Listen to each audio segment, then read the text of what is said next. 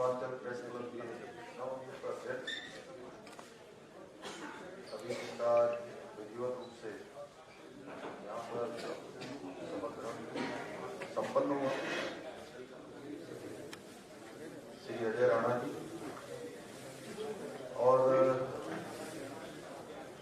संस्थापक अध्यक्ष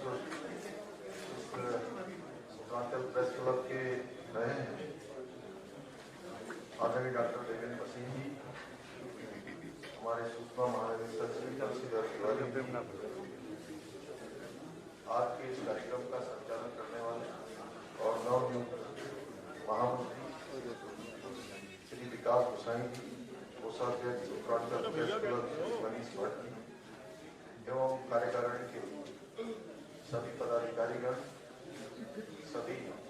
सदस्यगण, आए हुए सभी हमारे अतिथिगण, सभागार में उपस्थित हमारे सभी वरिष्ठ पत्रकार का मार्गदर्शन समय समय पर मुझे चलता रहा है। ऐसे जैसे सामने बैठे हैं अपने अशोक जी, रविंद्र जी और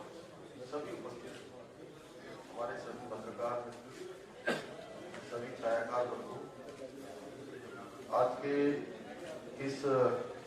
बहुत ही मैं कहूँ कि एकदम से अचानक जो शॉर्ट नोटिस में जो कार्यक्रम आज आपका संपन्न हो रहा है और शॉर्ट नोटिस में भी और सवेरे सवेरे मैं समझता हूँ कि ये पहला शपथ ग्रहण हो रहा होगा जो इतनी जल्दी हो रहा है, लेकिन उसके बावजूद भी इतनी बड़ी संख्या में जोश और उत्साह से आप सब लोग आए हैं। मैं आप सबके द्वारा जो निर्वाचित कार्यकारिणी है, हमारे अध्यक्ष जी समेत पूरे सभी पदाधिकारियों को, सभी कार्यकारिणी को अपने हृदय की गहराइयों से आप सबको बधाई देता हूँ और शुभकामनाएं देता हूँ। आप सबके नेतृत्व में नई कार्यकारिणी के नेतृत्व में हमारे देहरादून में उत्तरांचल प्रेस क्लब लगातार, जो कि पत्रकारिता संविधान का हमारा चौथा स्तंभ है और इस चौथा स्तंभ यहाँ पत्रकारिता के क्षेत्र में काम कर रहा है, वहीं उत्तराखंड राज्य को आगे ले जाने के लिए, उत्तराखंड राज्य को सुरक्षित रखने का कार्य आप सबके द्वारा हो रहा है। और मैं भी आप सबके बीच में आकर लगता ही नहीं कि एक लंबा कालखंड बीत गया है। अगर हम थोड़ा 2 दशक पहले चले जाएं तो अरुण जी हंस रहे हैं, वहां से नेगी जी हंस रहे हैं, तो मैं नेगी भाई को कहता था भाई ये फोटो तो खींच रहे हैं,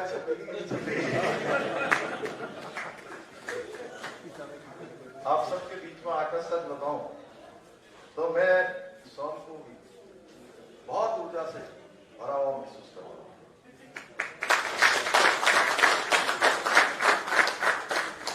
भाइयों बहनों, पत्रकार और पत्रकारिता सिर्फ राजनीतिक और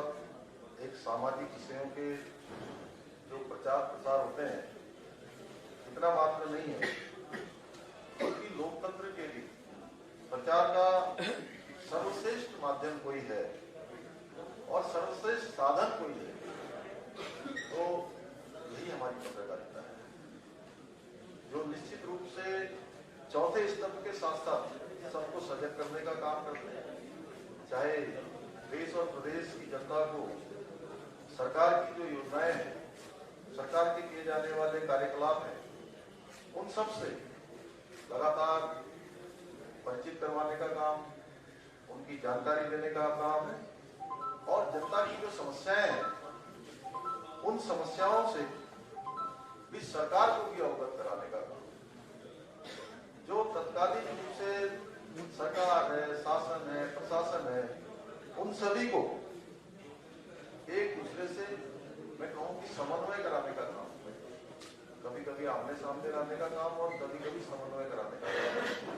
दोनों प्रकार के काम आप सबके माध्यम से होते हैं और ये दोनों ही महत्वपूर्ण दायित्वों का भार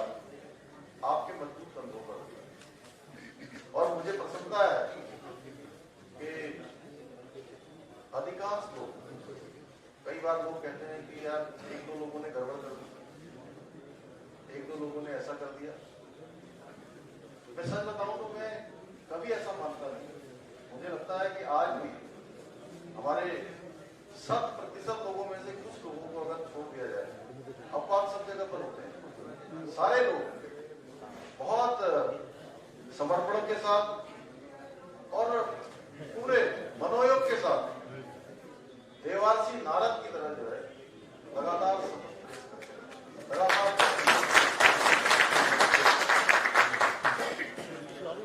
मेरा मानना है कि आप सब लोग समाज के दर्पण भी हैं, समाज का आईना है,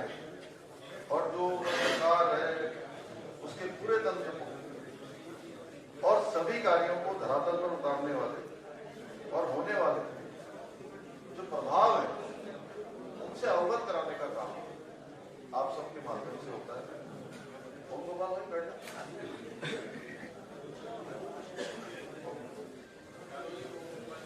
अतः आप सबके बीच में से बहुत सारी जानकारियां तो मिलती है, ऐसे अनछुए पहलुओं से भी रूबरू होने का मौका मिलता है। आप सबका जो फीडबैक है वो बहुत ही हमारे लिए महत्वपूर्ण है। भाइयों बहनों, पत्रकार बंधुओं को लोकतंत्र का एक महत्वपूर्ण स्तंभ कहा जाना इसलिए भी उचित है क्योंकि जब देश के अंदर बड़े बड़े जो संकट आए हैं, संकटों का सामना करना पड़ता है, उस समय हमारे पत्रकार बंधु वीर जवानों की भागी उस विकट परिस्थिति में सरकार और जनता के साथ कंधे से कंधा मिलाकर खड़े। अभी पिछले साल आप लोगों ने देखा होगा जब गलवान की घटना हुई तो सारे टीवी चैनलों पर दिखाई दे रहा था कि भारत की सेना जो है कहीं हेलीकॉप्टर उड़ रहे हैं, कहीं पर जो है हमारे रॉकेट दागते हुए जो है सीन दिखाई दे रहे हैं, कहीं सेना जो है चढ़ती हुई दिखाई दे रही है। तो देश के अंदर एक एटमॉस्फेयर तैयार हुआ और वो एटमॉस्फेयर केवल देश के अंदर ही नहीं रहा बल्कि पूरी दुनिया के अंदर से उस सबको ले जाने का काम, उस सबके लिए एक भाव पैदा करने का काम, लोगों के अंदर एक उत्साह बनाने का काम अगर कोई करता है तो आप ही सब देखिए, देश का इतिहास है, दुनिया का इतिहास। दो प्रकार की ताकतें होती हैं हमेशा। एक ताकत होती है तलवार की और एक ताकत होती है कलम। और जब भी कभी ये हुआ है कि ताकत कौन सी बड़ी है, ताकत कौन सी जीतेगी, कौन सी विजय होगी, तो हमेशा तलवार के मुकाबले एक कलम की ताकत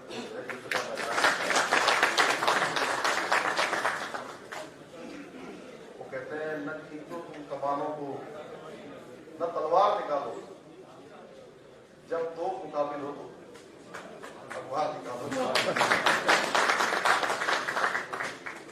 हमारे देश के यशस्वी प्रधानमंत्री मोदी जी के नेतृत्व में आज भारत में अभिव्यक्ति की स्वतंत्रता को सशक्त बनाने की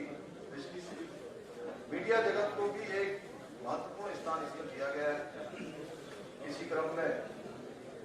हम लोगों ने भी यहाँ पर प्रयास किए हैं कि जो पत्रकार बंधुओं की समस्या है उसके प्रति संवेदनशील होकर उस पर काम करें, उसको कुछ आगे बढ़ाएं। इसलिए पिछले वर्ष जहाँ हमारी सरकार ने पेंशन को, जो पत्रकारों की पेंशन है उसको 60% बढ़ाने की घोषणा की है, वहीं दूसरी ओर विभिन्न जिलों से आने वाले पत्रकारों की पूर्व की भांति सूचना विभाग के जरिए जो यहाँ पर सुविधाएं मिलती थी, उन सुविधाओं को फिर से आगे बढ़ाने का पिछले दिनों मैंने घोषणा की। इसी के क्रम में पत्रकार पेंशन योजना के तहत पत्रकार कल्याण कोष में 2 करोड़ की बढ़ोतरी भी की गई है, जिसके चलते अब तक आश्रित पत्रकारों और गंभीर रूप से जो बीमार है उनके लिए अभी तक 26 लाख रुपए की सहायता राशि मंजूर हुई। प्रदेश के सर्वांगीण विकास को लेकर जितनी हम सब की जिम्मेदारी है, सरकार पर काम कर रहे हैं, जो विभिन्न दायित्वों का निर्वाह कर रहे हैं, उतनी जिम्मेदारी हमारे आप जैसे सभी कर्तव्य पत्रकार भाई बहनों की भी है। और हमारे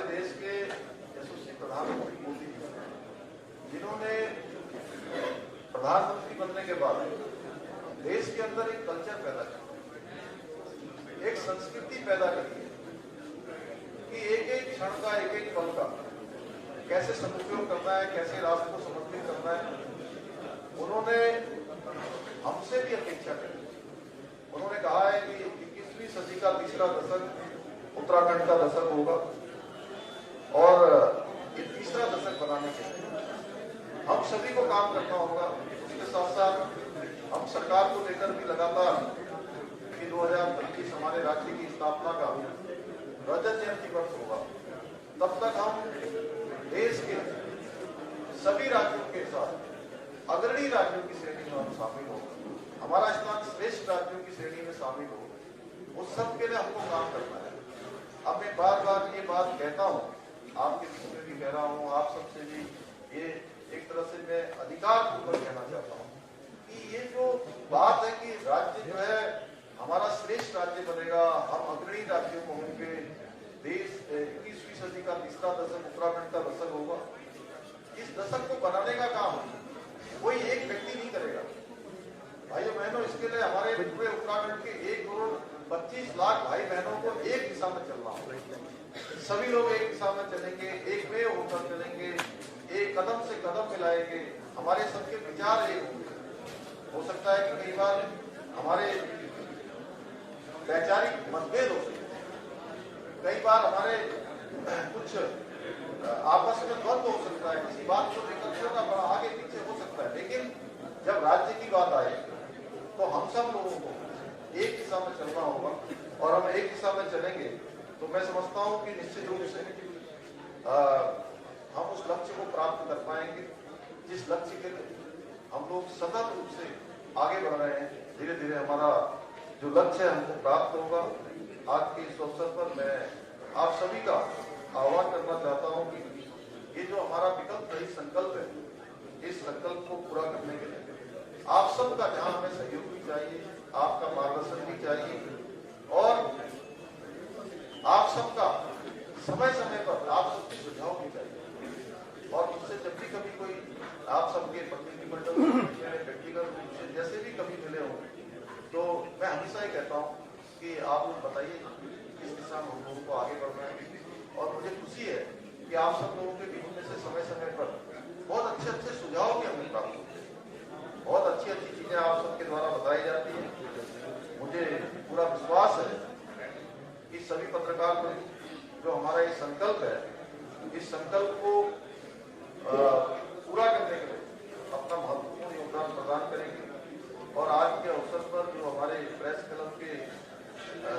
महामंत्री विकास जी ने एक ज्ञापन मुझे दिया है, इसकी थोड़ी चर्चा कर देता हूँ। एक तो आपने कहा है कि ये प्रेस क्लब का भवन निर्माण, अतिथि गृह, पुस्तकालय निर्माण की तेजी के लिए जो भी हमारे संबंधित विभाग श्री बंशीधर तिवारी जी यहाँ पर बैठे हैं, मैं बंशीधर तिवारी जी से कहता हूँ कि बंशीधर इसको आप तत्काल पूरा करवाइए, सभी विभागों से बात करें। और ये दूसरा बिंदु है सक्रिय रहे राज्य के सभी पत्रकारों को, इसके लिए हम एक कमेटी का गठन करते हैं कि एक कमेटी का गठन किया जाए और इस प्रकार से जो राज्य कर्मियों की भांति जो यू हेल्थ कार्ड है, इस हेल्थ कार्ड की व्यवस्था के लिए हम लोग काम करेंगे। और चौथा है प्रेस क्लब बाहर का विभाग, ये जरूरी है, ये जरूरी है। इसके बारे में विचार करेंगे कि कैसे हो सकता है, कहीं ऐसा ना हो कि पता चला कि हम यहाँ का करते हैं और लोग कहें कि सभी जगह का करो, तो इसमें कैसे क्या छूट हो सकती है। ठीक है, ठीक है डॉक्टर।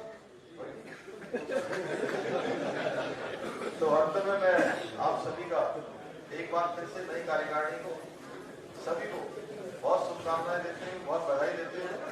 और मुझे अच्छा लगा कि आज मैं आप सबके बीच में आया और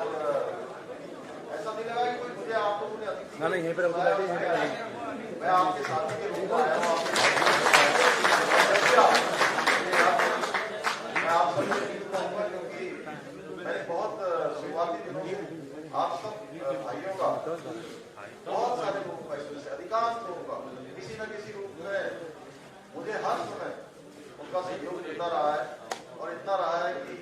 शुरू में हम सबसे निवेदन करते रहते थे, कहते रहते थे भाई जरा बोलना यार इसमें नाम बात करना चाहिए। तो मुझे याद है कि उस समय आप लोगों का इतना नहीं होता था और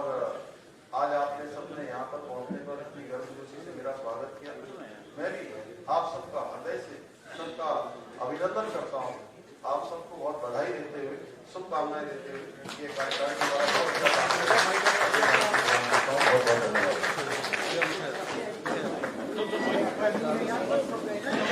अब मैं अनुरोध करूंगा